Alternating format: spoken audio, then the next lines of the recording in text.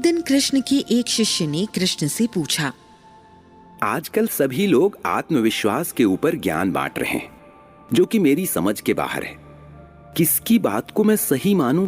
कैसे समझूं कि इसके लाभ क्या हैं? आप मुझे विस्तार से इस बारे में बताइए। कृष्ण की पत्नी सत्यभामा उनके बगल में खड़ी होकर उनकी बातों को बड़े ध्यान से सुन रही थी।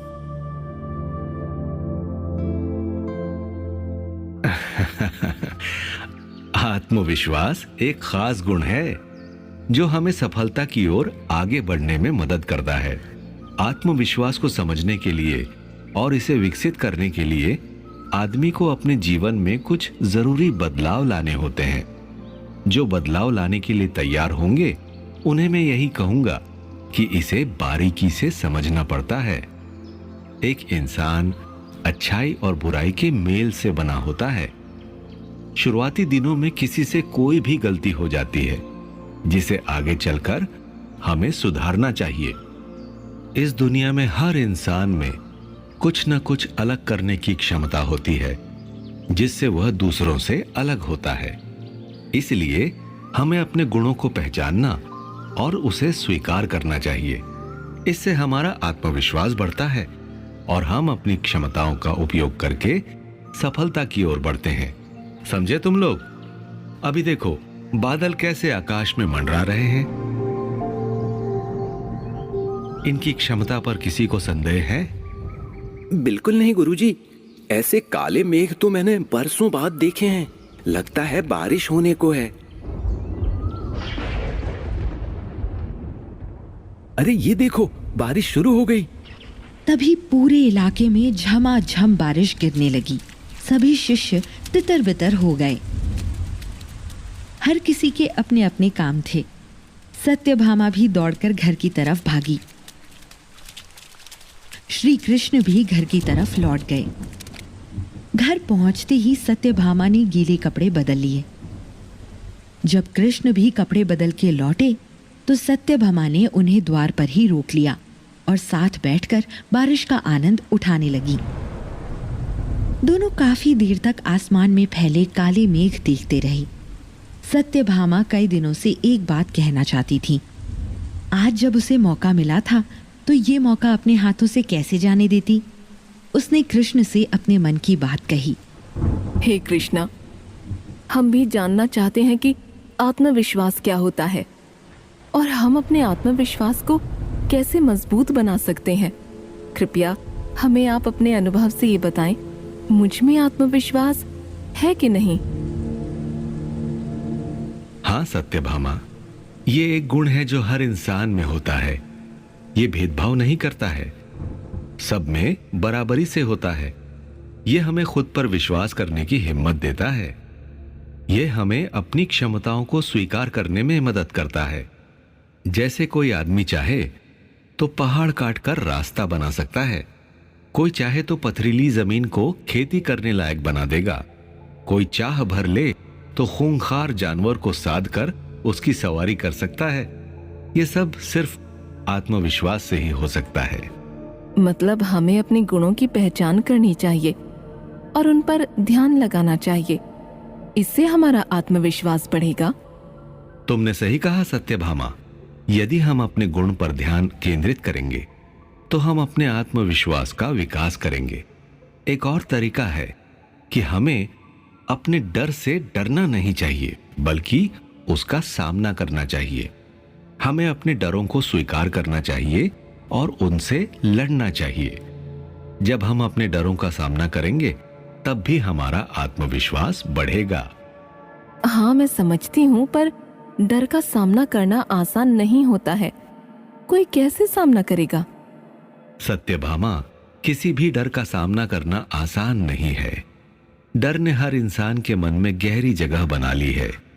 इस डर को हमेशा के लिए मिटाने के लिए हमें अपनी शारीरिक, मानसिक और भावनात्मक सेहत की देखभाल करनी चाहिए। नियमित रूप से व्यायाम, सही खान-पान, पर्याप्त आराम और ध्यान के अभ्यास से इसे हराया जा सकता है। एक बार तुम मेरे बताए गए रास्ते पर चलकर देखो तो तुम जल्दी ही डर पे जीत पा जाओगे। लेकिन लोग डरते हैं कि वो असफल हो गए तो उनका क्या होगा। ये डर जंगली जानवर के डर से बड़ा डर है कि लोग क्या कहेंगे। डरने की जरूरत नहीं है, क्योंकि सफलता और असफलता एक ही सिक्के के दो पहलू हैं। तो कृष्णा, असफलता को कैसे स्वीकार करें और उसे अपनाएं? असफलता हमारे जीवन का हिस्सा है। जैसे हम अपनी सफलता पर गर्व करते हैं, उसी तरह हमें अपनी गलतियों से सीखना चाहिए और आगे बढ़ना चाहिए। कई बार हम सबसे बड़ी गलती करते हैं कि हम असफलता को हार समझ बैठते हैं। हार को बस एक छोटी कोशिश का हिस्सा समझना चाहिए। ऐसा करना थोड़ा कठिन है, लेकिन अगर तुम ऐसा कर पाए तो इससे तुम्हारा आत्मविश्वास मजबूत होता है। आपने बहुत ही अच्छे तरीके से समझाया है कृष्णा। मेरे पिताजी कहते थे, आत्मविश्वास को बढ़ाने का एक और तरीका है कि हमेशा सफलता और जीत की कल्पना करने की आदत डालना। हमें जीत की कल्पना करनी चाहिए और उसे वास्तविकता में बदलने का प्रयास करना चाहिए। हाँ सत्यभामा, हमें खुद को सफल होते हुए देखने की आदत डालनी पड़ेगी। सफलता की तस्वीर बनाकर और उसे अपनी सोच और कार्यों में लाना पड़ेगा। इससे हम आत्मविश्वास को बढ़ा सकते हैं। इस तरह हम सफल जीवन जी सकते हैं। देखो, हम सब अपने जीवन में सफल होना चाहते हैं और असफलता की कल्पना करना हमें सफलता की ऊंचाइयों को प्राप्त करने में मदद कर सकती है।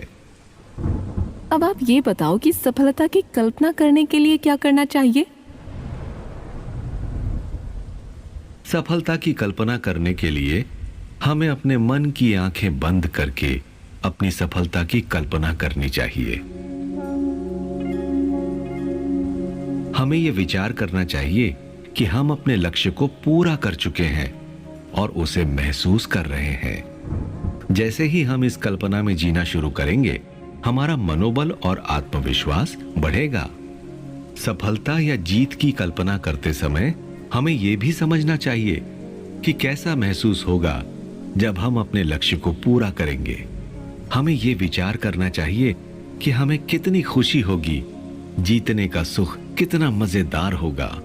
हाँ कृष्णा, और जब हम जीत की कल्पना करते हैं तो हमें ये भी ध्यान देना चाहिए कि हम किस प्रकार अपना काम करेंगे और हम कैसी मेहनत करेंगे ताकि हम अपने सभी लक्ष्य को पा सकें। इससे हमें ये विश्वास होगा कि हम सफल हो सकते हैं और हमारी मेहनत और लगन इसे संभव करेंगी। ठीक कहा। हमें यह याद रखना चाहिए कि सफलता की कल्पना करने से हमारी सोच और समझ पूरी तरह से बदल जाते हैं। हम अपने लक्ष्य को साफ साफ देखने और अनुभव करने लगते हैं, जिससे हमें उसे प्राप्त करने की शक्ति मिलती है। हाँ कृष्णा, सफलता की कल्पना करने से हम अपने लक्ष्य की ओर बढ़ने के लिए उत्साहित होते हैं। हमारा मन और आत्मविश्वास मजबूत होता है, जिससे हम डर और चुनौतियों से लड़कर जीत सकते हैं। जिसने मन में ये ठान लिया हो कि उसे कोई नहीं हरा सकता। हमें यह समझना चाहिए कि जीत की कल्पना करना हमारे जीवन में एक महत्वपूर्ण हिस्सा है।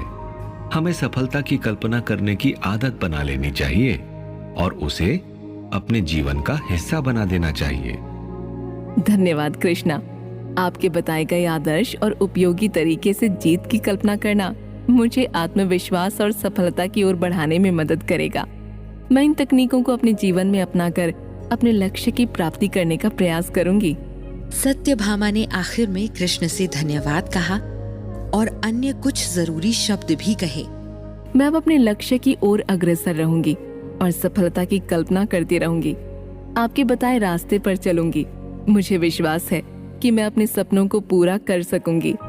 मैं क्या, कोई भी इस रास्ते पर चलकर जीवन में वो सब प्राप्त कर लेगा जिसकी वो कल्पना कर रहा है। मैंने जीवन में कभी भी नहीं सोचा था कि सब कुछ होते हुए भी मुझे किसी चीज को पाने की इतनी जरूरत पड़ेगी। कई बार शांति भी ढूंढने से नहीं मिलती है। शांति की कल्पना से ही हम शांति को पा सकते हैं। अशांति ने आजकल मेरे जीवन को नर्क बना दिया था।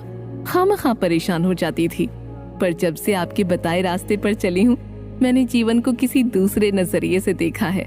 मैं भाग्यशाली हूँ कि मुझे आपका आशीर्वाद मिला है। सत्यभामा की तरह हमें भी कृष्ण की बताई आत्मविश्वास की बातों को मानना चाहिए और अपना आत्मविश्वास बढ़ाकर रखना चाहिए। उससे भी हम इस प्रतियोगिता भरे दौर में कुछ कर सकते हैं।